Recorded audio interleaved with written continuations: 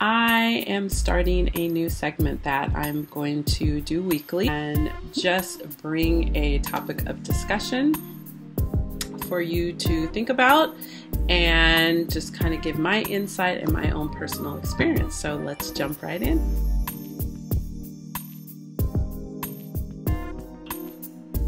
So the topic for today is stories.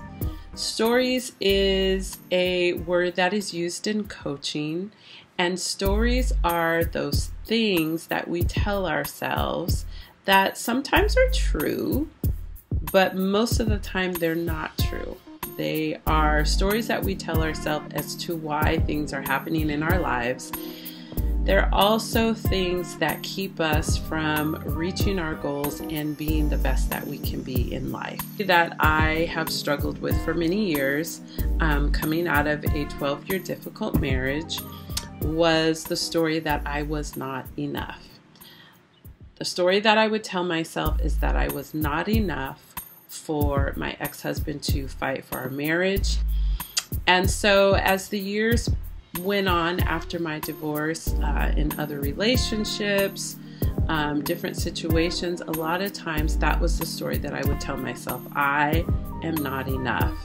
And so I had to really struggle with that phrase because it would pop up during times of discouragement or disappointment, or even the ending of a relationship, whether it was a friendship or a romantic relationship. So I really had to deal with that story because it became the reason for all things that went wrong in my life. I wasn't enough.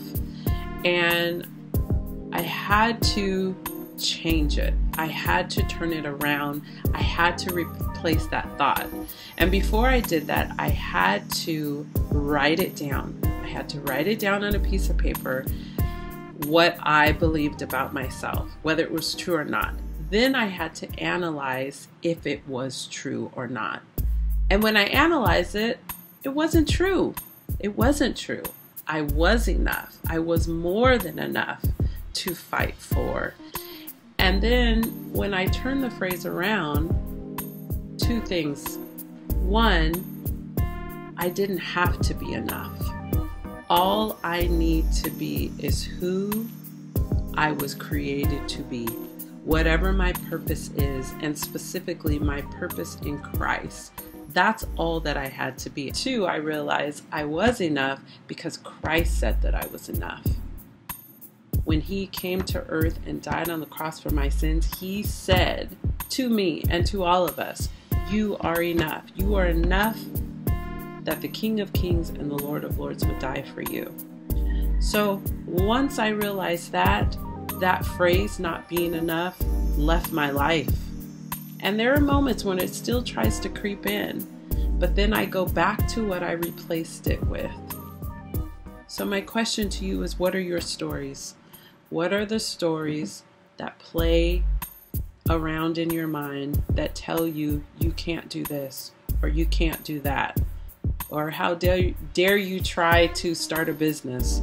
Or how dare you try to go back to school and better yourself? Or how dare you try to change jobs and do something different? How dare you pursue your passions? What are the stories that you tell yourself?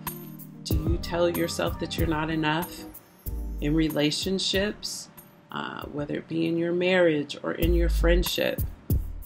Are there things around you that are telling you you're not good enough, that you're not enough? So my encouragement to you, find out what your stories are. Find out those negative things that play off in your head. Write them down and then ask yourself, is this true? And if it's not true, which most likely it isn't, turn it around. Replace it with a new thought. Replace it with a new motivation. Replace it with a new belief, and then pursue everything in life that you want based on your new beliefs, your new thoughts. If you like this video and this helped you out, give it a like.